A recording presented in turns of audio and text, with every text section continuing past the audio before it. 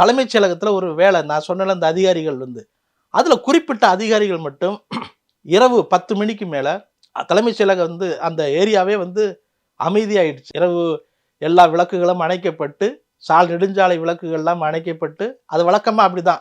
எல்லாரும் வேலையை விட்டு வேலையை விட்டு போயிருப்பாங்க. இரவே அந்த உறங்கிருச்சு. அந்த அந்த பீச் ரோடே உறங்கிருச்சு. தலைமைச் செயலகம் உறங்கிருச்சு. ஒரு 11 மணிக்கு மேல தலைமைச் செயலகத்துல 10வது மாடியில் இருக்கிற விளக்குகள் மட்டும் பளிச்சுன்னு எரிஞ்சிருக்கு. அந்த விளக்குகள் வந்து அந்த அதிகாரிகள் வந்து அந்த வெளிச்சத்திலேயே வேலை பார்த்துருக்காங்க. அவ்வளவு வேலை பார்த்ததுடைய அந்த பயணத்தை தான் அந்த ஃபைல்ஸு அது சம்பந்தமான தகவல்கள் எல்லாத்தையும் எடுத்துட்டு அவரை இரவு ஒரு 2 மணிக்கு மேல முதலமைச்சர் இல்லத்துக்கு வந்தாங்க. இல்லத்துல வச்சுதான் அந்த ஃபைல்கள் எல்லாத்துக்கும் முதலமைச்சர் வந்து ஒவ்வொரு துறை அதிகாரிகள்ட்டையும் ஒப்புதலோட வாங்கி அதுல கையெழுத்து போடுறாரு.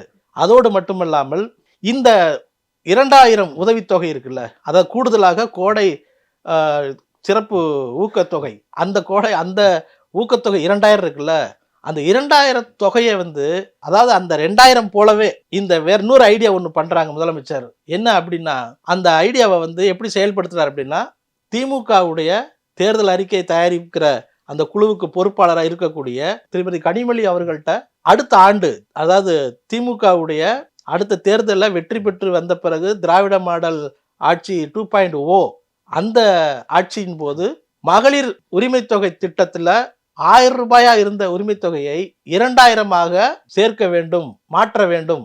அதுக்கான அறிக்கையை அந்த தேர்தல் அறிக்கையில சேர்த்து கொடுங்க அப்படிங்கிற உத்தரவையும் அவர் வந்து கொடுக்குறாரு.